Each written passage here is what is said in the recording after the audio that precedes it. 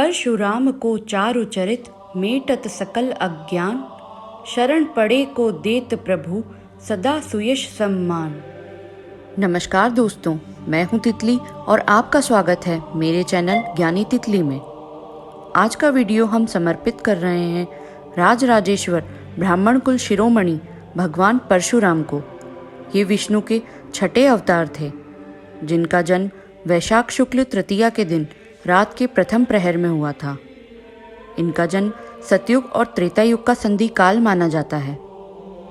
मान्यता है कि पराक्रम के प्रतीक भगवान परशुराम का जन्म 6 उच्च ग्रहों के योग में हुआ था, इसीलिए वह तेजस्वी, ओजस्वी और वर्चस्वी पुरुष बने।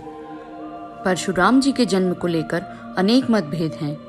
साहित्यकार कौशिकेय के अनुसार इनका जन्म बलिया उत्तर प्रदेश के खैरोड़ी ग्राम में हुआ था। उन्होंने इस पर विस्तृत रिसर्च की है। वहीं 1981 में BHU के प्रोफेसर डॉक्टर के सिन्हा की देखरेख में इसी स्थान पर खुदाई में यहाँ पर 900 ईसा पूर्व के एक समृद्ध नगर होने के प्रमाण मिले। वहीं दूसरी मान्यता के अनुसार इनका जन्म मध्य प्रदेश के इंदौर के पास महू के निकट स्थित जनापाव की पहाड़ियों पर माना जाता है। यहाँ इनके पिता ऋषि जमदग्नि का आश्रम था। कहा जाता है कि इंदौर के पास ही स्थित मुंडी गांव में रेणुका पर्वत पर इनकी माता रेणुका रहा करती थी। भगवान परशुराम एक चिरंजीवी अवतार हैं। ये राम के काल में भी थे और कृष्ण के भी। त्रेता युग में राम के द्वारा शिव धनुष को तोड़ने पर यह क्रोधित होकर जनक की सभा में आए थे और द्वापर युग में श्री कृष्ण को सुदर्शन चक्र भी इन्होंने ही दिलवाया था। कल्कि पुराण में भी वर्णन है कि जब भगवान कल्कि कलयुग का नाश करने के लिए धरती पर अवतरित होंगे, तब भगवान परशुराम उन्हें शस्त्र विद्या सिखाएंगे और शिव की तपस्या कर दिव्यास्त्र दिलाने में उनकी मदद करेंगे। भगवान परशुराम जन्मे तो ब्राह्मण कुल में थे, किंतु ये शस्त्र चलाने में निपुण और अनेक मार्शल आर्ट्स के भी ज्ञाता थे। कहते हैं केरल के मार्शल आर्ट कलरीपट्टू की उत्तरी शैली वदक्कन कल्लरी के संस्थापक आचार्य एवं आदि गुरु यही हैं। पौराणिक कथाओं के अनुसार ऋषि जमदग्नि का विवाह प्रसेनजीत की कन्या रेणुका से हुआ। रेणुका से उन्हें 5 पुत्र हुए, रुक्मवान, सुखेन, वसु, विश्वानस व परशुराम। बाल्यकाल से ही ये माता पिता के परम भक्त थे।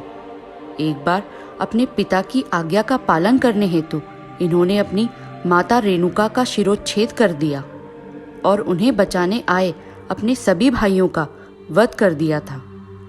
तत्पश्चात जब पिता ने वर मांगने को कहा, तब परशुराम ने उन सभी को पुनर्जीवित करने और अपनी स्मृति को नष्ट करने का वर मांगा।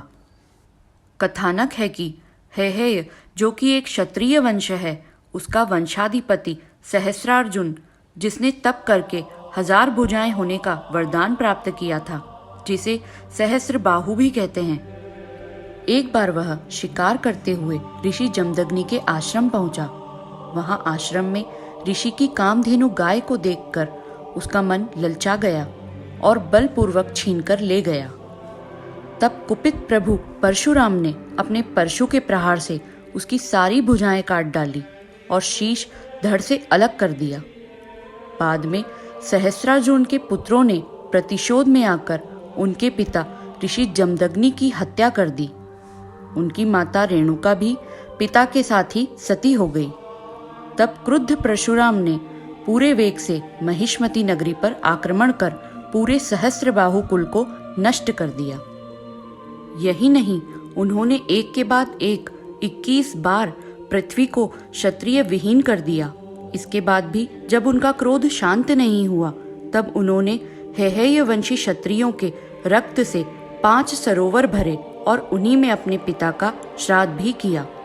तब महर्षि ऋचिक प्रकट हुए और उन्हें यह घोर कृत्य करने से रोका।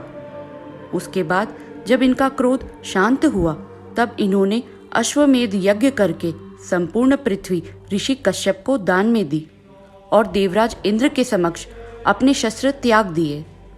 तत्पश्चात महेंद्र पर्वत पर आश्रम बनाकर रहने लगे और आज भी वहीं रहकर कल की अवतार की प्रतीक्षा कर रहे हैं। तो ये थी कहानी अजर अमर विष्णु के अवतारी भगवान श्री परशुराम की।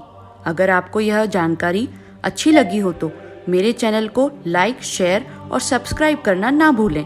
घर पर रहें, स्वस्थ रहें। जय श्री परशुराम।